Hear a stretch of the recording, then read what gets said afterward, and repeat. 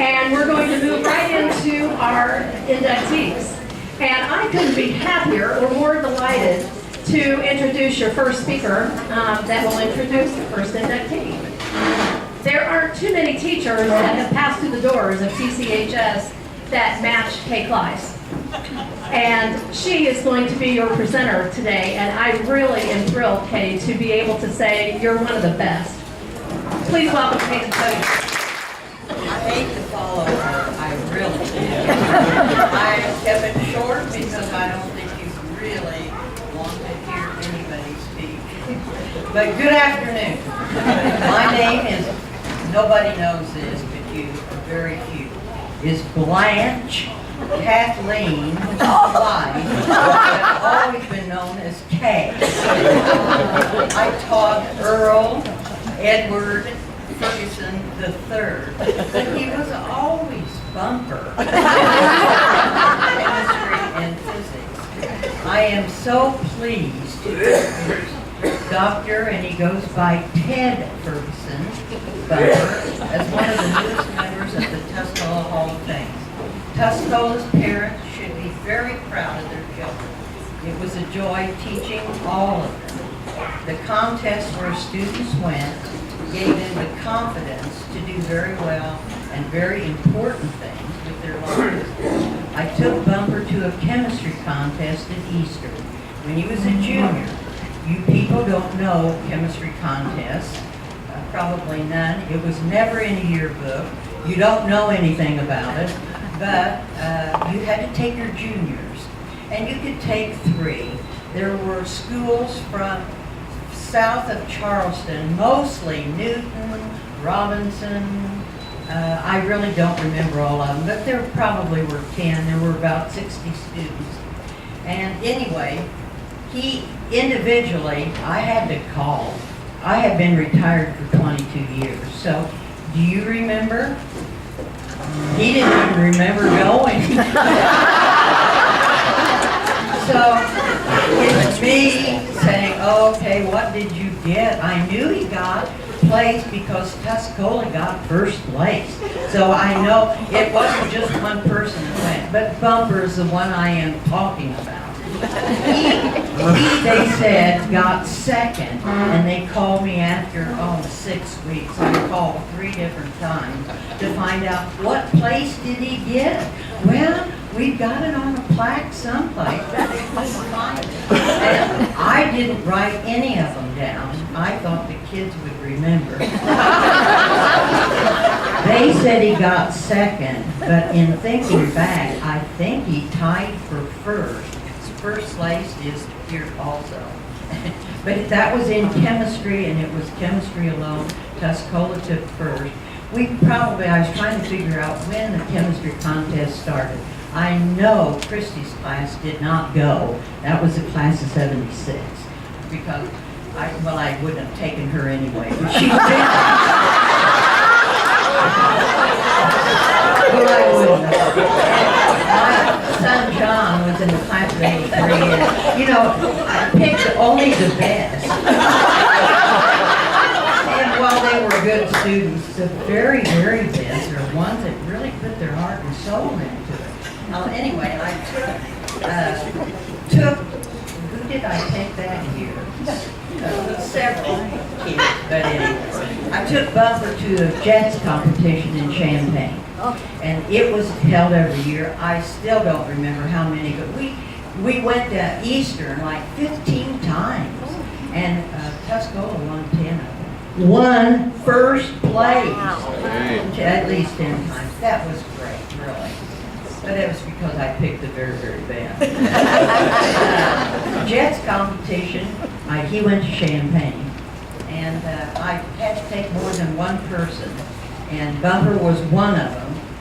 He got second out of all physics students. That was physics, chemistry, biology, math, industrial arts, and English. There were lots of different things. I only was concerned about chemistry and physics. And Bumper took second, I can remember that. I also took Bumper to Monmouth, along with some others. There were 4 total. I won't give you everybody else. when I have to nominate them or talk to them, I'll mention it. But anyway, there were 12 schools, and we stayed overnight in Monmouth, Illinois. And Monmouth, I can remember, was Bloomington, Urbana, Beacon. Hoffman Estates took first.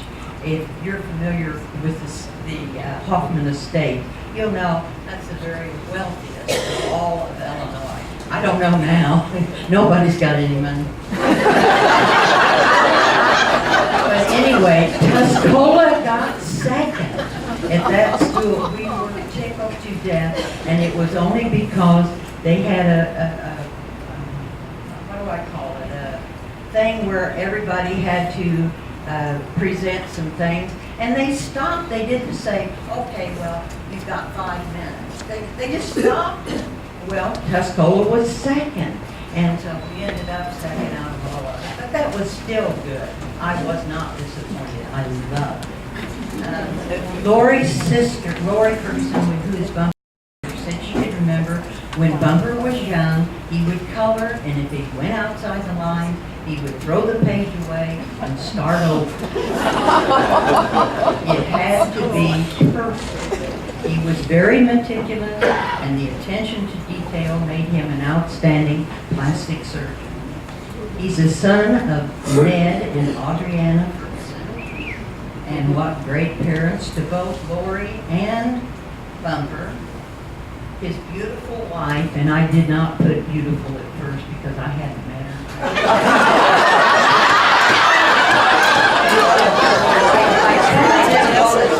Oh, his beautiful wife, and I didn't even know what she was.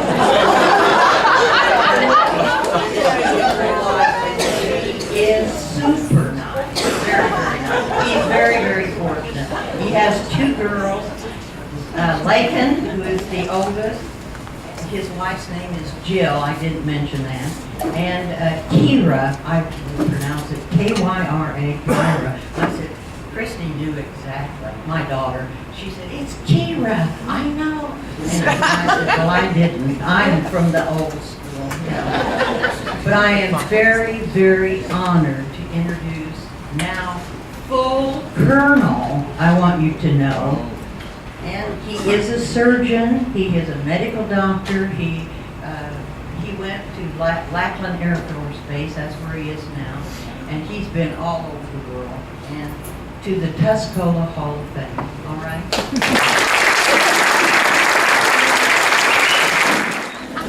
Well, it's obviously a huge honor. It's been great catching up with everybody since I've been back. All of you out there have approached me about plastic surgery issues you're having. I know it's you. It's all right, don't worry, Wade. Discretion is my I'm actually pretty relieved today to not be following Dr. Cunningham. It's probably going to be a tough act to follow. How could anybody follow all these Cunninghams? They're all born comedians. They've all got nicknames. And then I thought, wait a second, I got a nickname. Thanks for that, Mom. Truth be told, I really didn't even know my real name until I started applying for college. I had to look it up. Speaking of my parents, I obviously wouldn't be here were it not for their guidance and support. It began at my earliest memory and continues to this day. I won't spend too much time elaborating on the kind of people my parents are because most of you have experienced their generosity and their selflessness firsthand. Suffice it to say that the sacrifices they made for me gave me opportunities that were not afforded to many. I was obligated to make everything I could out of those sacrifices, and I hope I've done so to their satisfaction. We're lucky enough to have them down in Texas now, so my apologies for taking them from the good people here. Growing up, my parents weren't always around, so I had an older sister who was happy to take over that duty. Many of you know Lori well, but she did a pretty good job of keeping me in line. She lives in New Hampshire now, but she's still there for me when I need to pick up the phone and get some advice. Since that time, I've been blessed with my wife Jill and 2 children as well. And I've got an extra set of sage parental figures that are sitting next to Jill today. That's Bob and Nina Whitelock, and I'm very pleased they were able to make it today. I appreciate them making the trip down from Naperville.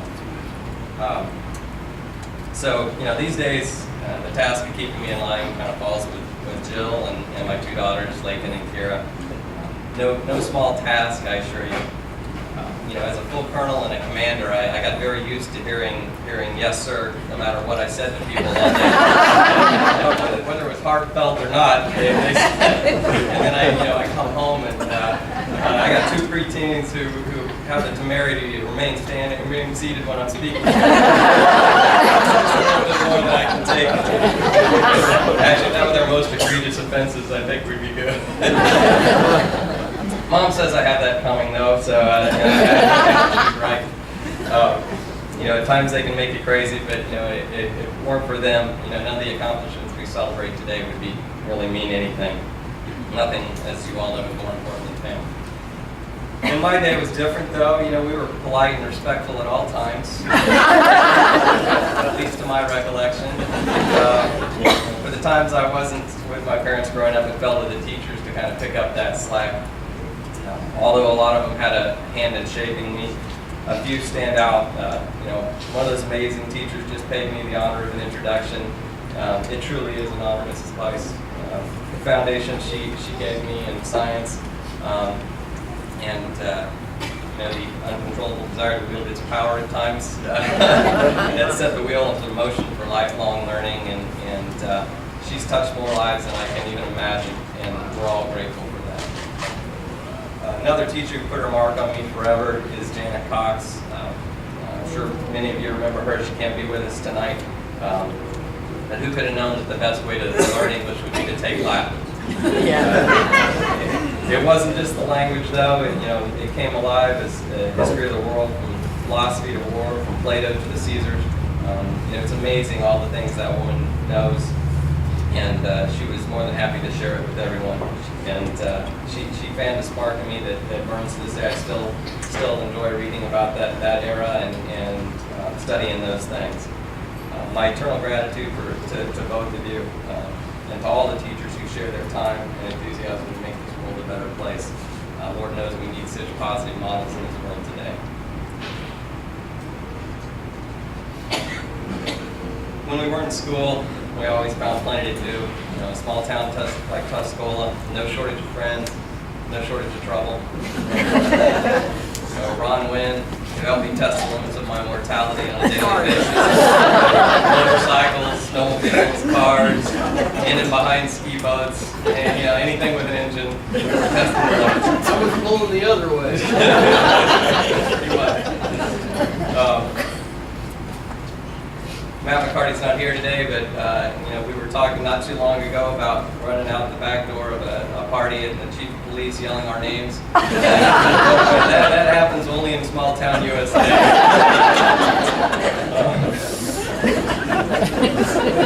Kelly Williams, he was always around to let me know how much he liked whatever Ford product I was driving that day. Jeff Cleland, Wade Wilcox, Mark Rader, Frank Kalmar, Jackie Meyer. List goes on and on, as do the stories. I'm pleased to see a bunch of them here in the crowd today, and thanks for coming. I could easily spend the entire time just naming friends who were there for me then, and I have no doubt would be there for me today if I picked up the phone. We put a lot of miles and a lot of days between us since then. I had the luxury of easing into separation from the familiar by attending undergraduate school at the University of Illinois, so not too far away. Far enough to kind of start becoming my own man, but not so far that I couldn't get an occasional dose of home and family. Sometimes the home even came to me with visits from friends and family. I told myself they were there to see me, but I'm really not naive enough to think it wasn't the college girls. But that's all right. I'll take the visits however I can. I moved on to med school at Loyola University in Chicago. I made a lot of new friends there, but frankly, the ones that stuck with me were the ones that were most like the people that I knew from here. One of those friends followed me home one night. We were going down to a St. Louis ball game, and we spent the night at my parents' house. And he was following me home in his car, and he missed the S-curve that's between here and Sodom. And I'm sure everybody knows that curve. We've all missed it at least once with the tires falling. Country roads were a new experience for him. And once we finished pulling the corn stalks out of the grill of his car, pretty much all he could talk about was how far he and the other classmate had jumped his car. And that's a man I can relate to. So from Chicago, I was on to general surgery residency down in San Antonio at Wilford Hall Medical Center. At the time, that was the Air Force's largest and busiest medical center. And that was back in the days before limited work hours, and San Antonio was very much a knife and gun club back then. I rarely saw my home during those 5 years, and I once calculated my average time in the hospital at somewhere between 130 and 140 hours a week. There were only 168 hours in a week. It was depressing. Weekdays, weekends, holidays, it all just sort of ran together after a time, and you eventually just stop making plans to spare yourself the disappointment of canceling them. Surgical residencies are rife with crazy stories, and once anybody who's been through that knows. I mean, you can just go on for days about these stories, but a couple that really stick with me. It was early on in my internship, and it was one of my first of what would be eventually hundreds of trauma calls, and we all had our assigned tasks when we'd go into the trauma bay. And that night I was at the foot of the bed, and one of my second years was at the head of the bed. And I'm sure Dr. Cunningham will tell you in the ER, all the stories are very similar. It's always one guy minding his own business, and he was jumped by two dudes. It's always two because if it were one guy, he should have been the guy laying there. If there were three guys, then he'd probably be dead. So it's the only believable story they come up with. So he was laying there, and the second year that was at the head of the bed, it's his job to secure the airway and to put a tube down the nose of this guy. And he was having some trouble placing it, so he was leaning way over, almost nose to nose with this guy when we stimulated his gag reflex. Yeah, you know where this is going. I debated whether to tell this story up there. But when he looked up at the head of the bed and he had the entire contents of that man's stomach on his face, running up in his glasses at the end of his nose. Those are things that stick with you. That was a visual I've never forgotten. You always remember, first rule of trauma, everyone has a full stomach, and none of us really forgot that after that.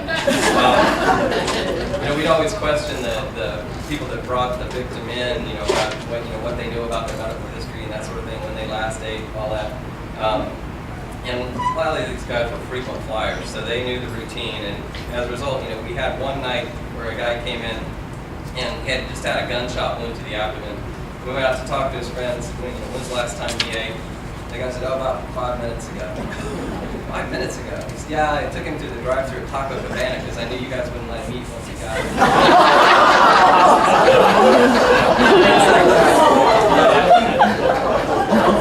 So, sleep was a rare luxury in those days. I recall one fellow resident turned up missing after his call had ended, and his wife was frantic because he hadn't come home. And she called everyone, asking all of us if any of us knew where he was, since he hadn't made it back. And when none of us did know where he was, of course, she was very scared. She went outside to get in the car to go hunt for him. And when she walked out in the driveway, he was sitting in the car with the door open, and he had one foot on the ground and one foot in the car, and he'd actually fallen asleep getting out of his car. That's pretty impressive. That feat was bested only by one of our student residents that one day fell asleep on the toilet after he'd been at it for several hours in the hall. He woke 4 hours later. His legs were as big as his thighs, and he couldn't move either leg. He was convinced he was paralyzed. He had to crawl to the phone to get somebody to help him in bed. His head came back. It was pretty entertaining. So friendships formed in that crucible that you would expect to surpass all others. Yet I made no friends in that 5 years that I value any more than the ones that I made here. We served our time and we went our separate ways, but that's not true with my older friends. They've always stayed with me. so many friends, kept me laughing through high school, college, med school, good times and bad. There were other friends, those who served with me stateside and overseas, peace and war. These are the brothers in arms that were able to make me laugh even in the carnage of Iraq and Afghanistan during the darkest days. I'm sure those doubtlessly pale in comparison to the stuff that Mr. Jenks had endured in his time. But even when I was over there, my links to home were always the strongest. It was always good to get a word of encouragement, a word of gratitude, prayer for my safety from friends at home. These are the things that shape us and remind us of our roots. So it feels good to come home. I'm humbled to be in the company of so many who have accomplished so much. My first thought when I heard about this was that I thought it was a mistake. You look back at the things you do and you just don't think you're worthy of this when you look at the accomplishments and the people that you're next to. But we have an amazing number of successful Tuscolians, and it speaks volumes of those who've been charged with setting them on their paths. And that's everybody. It's not just the teachers, it's the whole community. So here's to hoping we can maintain that prodigious achievement for generations to come. Thank you.